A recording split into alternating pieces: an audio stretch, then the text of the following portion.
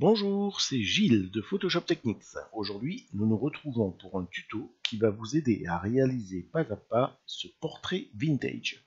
Si vous visionnez votre premier tuto sur cette chaîne, n'oubliez pas de vous abonner et également de cliquer sur la petite cloche qui vous avertira dès qu'une nouvelle vidéo apparaîtra. Mais n'attendons pas plus longtemps, rentrons dans le vif du sujet.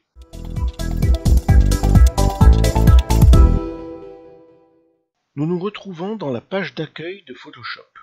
Nous allons créer le canevas de l'image en cliquant sur Créer. Nous allons donner une largeur de 1000, une hauteur de 1515, une résolution de 72, 8 bits et transparent. Nous appuyons sur Créer. Traçons un rectangle pour l'annotation du bas d'une hauteur de 302 pixels.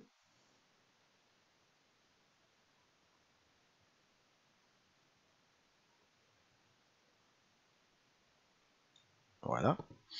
Et remplissons-le de bleu, couleur 00324D avec le pot de peinture. À présent, créons le contour pour lequel nous allons donner une épaisseur de 29 pixels. Donc CTRL D pour désélectionner, CTRL A pour sélectionner la totalité, édition, contour, 29 pixels, la couleur FDE5A9, intérieur. Cliquez sur OK. Voilà, nous avons créé notre cadre. Et pour ce projet, nous allons utiliser 7 photos de modèle. Nous devons dans un premier temps sélectionner le sujet. Je désire que la sélection soit la plus nette possible. Je vais donc utiliser mon outil favori de sélection. Je vous en ai déjà parlé, la plume. Ici.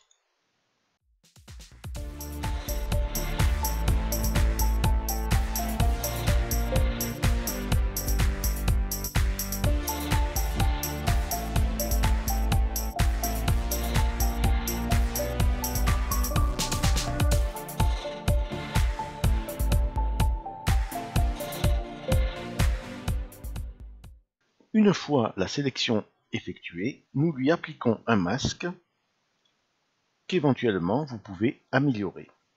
Nous convertissons ce cadre en objet dynamique. Avec l'outil déplacement, nous amenons le sujet dans le cadre que nous avons créé tout à l'heure.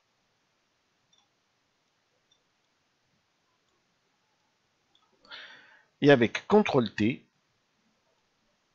nous le redimensionnons et l'arrangeons dans ce même cadre comme nous le désirons.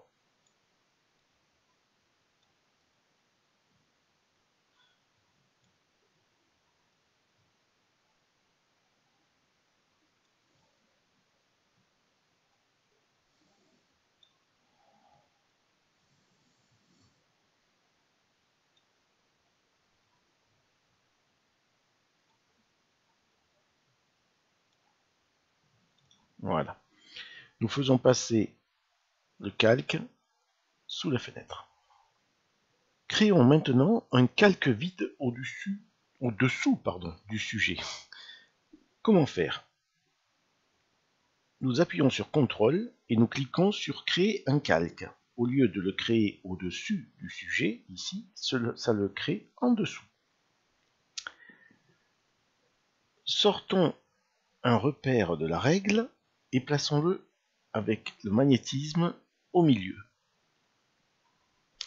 Nous allons remplir la moitié gauche d'un gris à 50%. Donc 50%. OK, ici. Et la moitié droite d'un gris à 25%.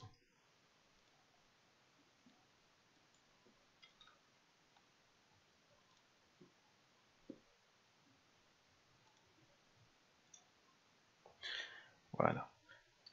Et sélectionnons avec CTRL D et nous n'avons plus besoin du repère, nous l'effaçons. Rendons actif le calque du sujet Puis, nous allons dans Filtre, Flou, Flou de surface, et nous mettons à 10 ou 12, ouais, laissons 10. Laissons 10.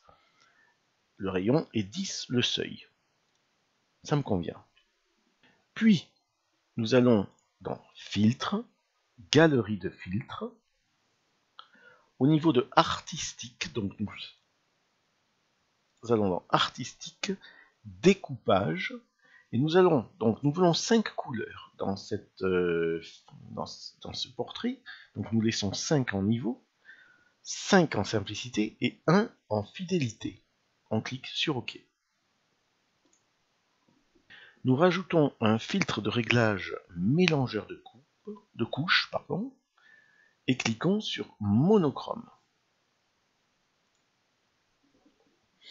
Puis un nouveau calque de réglage, ISO Eli, avec un niveau à 5. Prenons la baguette magique, tolérance 10, lissage, et par contre décochez bien pixel contigu. On clique sur le front. Nous allons dans Menu Sélection, mémoriser la sélection, et nous cliquons sur OK. Nous cliquons sur CTRL-D pour désélectionner la sélection. Ajoutons un nouveau calque de réglage, courbe de transfert de dégradé. Nous allons créer sur cette courbe de dégradé, sur cette barre de dégradé, plusieurs stops. Donc nous allons à la position 0 tout d'abord, et nous allons créer un stop de la couleur 00324D, comme ceci. À la position 25, donc ici, voilà, position 25, nous allons créer un stop de la couleur E01825. Maintenant, à la position 50, voilà, position 50, nous allons créer un stop de la couleur 749, 8 à 4. Donc, cliquons sur OK. Maintenant, à la position 100, nous créons un stop de couleur FDE 5 à 9. Voici. Que nous mettons à la position 75. Voilà. Et nous créons un dernier à la position 100, mais nous gardons la même couleur. Nous cliquons sur OK et nous regroupons les 3 calques d'ajustement dans un groupe. Donc, Shift ou CTRL en fonction de comment vous choisissez de les regrouper, CTRL G, et nous le nommons calque de réglage. Voilà. Nous créons un calque en dessous de ce groupe, donc au-dessus du sujet. Nous prenons une couleur d'un gris à 50% et nous remplissons ce calque de cette couleur-là. Alors vous vous demandez sûrement pourquoi je remplis de gris à 50% et cela paraît bleu. Ben, tout simplement, regardez au-dessus, nous venons de faire donc une courbe de transfert de dégradé. Si je la remonte, le gris à 50%, ben où c'est qu'il se trouve? Ben à 50%, c'est-à-dire au milieu, et évidemment, il doit être rempli de la couleur bleue, tout simplement.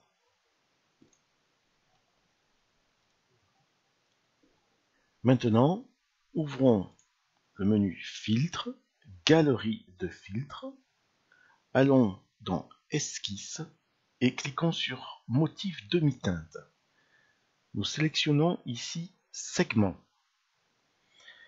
la taille 1 et le contraste 50. Nous cliquons sur OK. Nous allons chercher donc dans la couche alpha. Nous cliquons sur CTRL pour sélectionner la couche alpha. Elle apparaît à l'écran. Nous retournons dans le menu calque et nous lui appliquons un masque de fusion. Nous allons maintenant rajouter le texte. Cliquez sur le calque du cadre pour le rendre actif et ajouter le texte que vous désirez avec la police de votre choix. Pour ma part, je vais rajouter avec la police Adlinaka en bold 240 avec la couleur 749 7A3, le texte modèle.